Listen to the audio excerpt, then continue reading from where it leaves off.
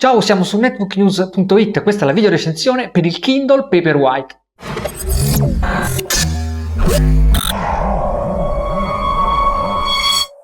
È l'ultimo ebook reader Amazon e l'ultimo modello uscito sarà disponibile in Italia da metà novembre per 129 euro. Tecnicamente è molto avanzato rispetto ai precedenti ed ai rivali, perché è il primo dell'azienda a usare uno schermo illuminato con una sovrailluminazione che facilita la lettura in ambienti bui ed è il primo con schermo e-ink Pearl HD, ovvero con una risoluzione superiore alla media che permette testi più definiti ed immagini migliori.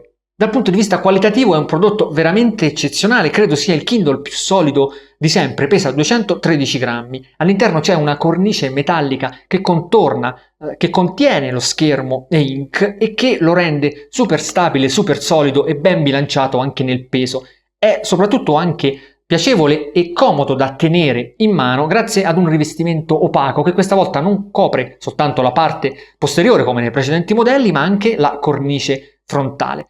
Kindle Paperwhite si gestisce completamente attraverso l'interfaccia touchscreen. L'unico pulsante inserito nel telaio è quello di accensione posizionato qua sul fondo. Il pannello touchscreen è di tipo capacitivo e utilizza una tecnologia differente rispetto a quella del modello che lo ha preceduto, che invece era ad infrarossi. Il tutto è abbinato ad una nuova versione del software Kindle esclusiva montata soltanto in questo modello, che risulta veramente reattiva nell'utilizzo di tutti i giorni, così come nel cambio pagina e in operazioni un pochetto più complesse come lo zoom con i PDF e la navigazione web con il browser sperimentale.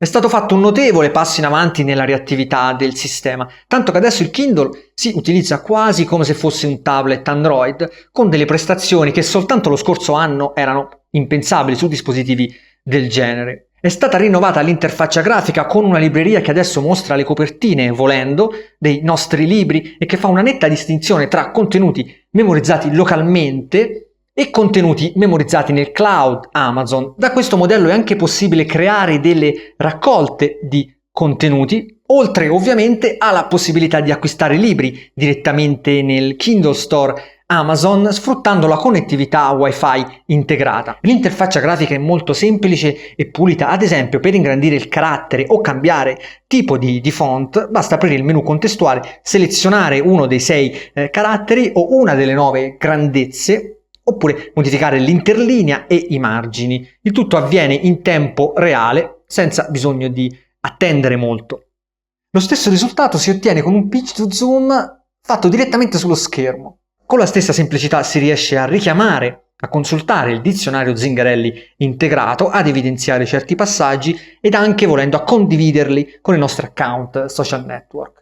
Una delle novità migliori è la stima sul tempo rimanente a finire un capitolo o l'intero libro, ed è una caratteristica che troviamo soltanto in questo ebook reader Amazon. Kindle Paperwhite supporta nativamente, e intendo senza sfruttare la conversione gratuita offerta da Amazon, tutti i principali formati di ebook, ad esclusione però degli EPUB e degli archivi dei fumetti CBZ e CBR. Per quel che riguarda i PDF abbiamo dei nuovi controlli sulla gestione dello zoom. Per zoomare adesso si usa il pitch to zoom fatto direttamente sullo schermo, dopodiché basta trascinare l'immagine per spostarla dove ci resta più comodo.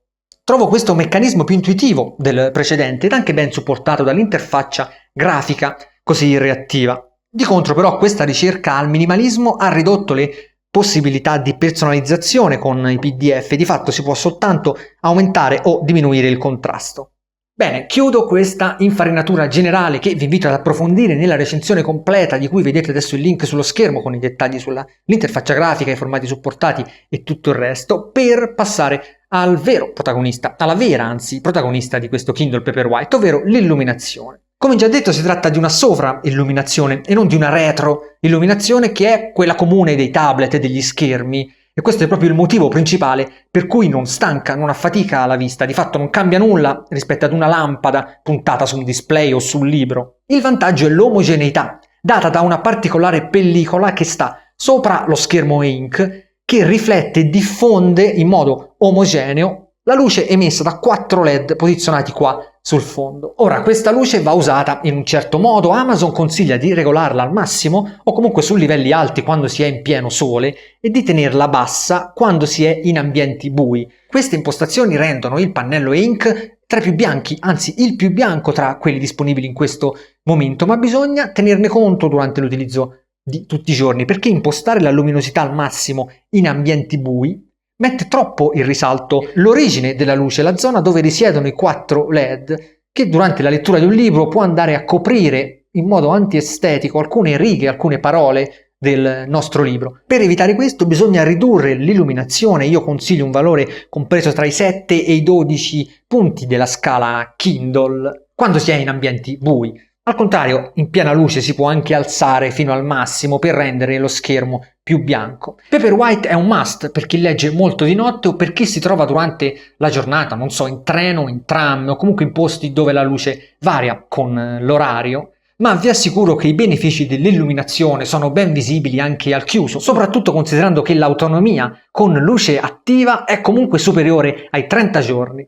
Paperwhite non è però l'ebook reader definitivo, perché almeno personalmente ho trovato scomoda la mancanza dei tasti fisici per il cambio pagina, che potevano benissimo starci qua ai lati, avrebbero reso ancora migliore l'esperienza di lettura, e non ho apprezzato la scelta commerciale di Amazon di rimuovere completamente le funzionalità audio da questo dispositivo. Vedete, non ci sono altoparlanti né presa per le cuffie e non si possono ascoltare MP3 o audiolibri, che sono delle operazioni che possono essere benissimo associate alla lettura.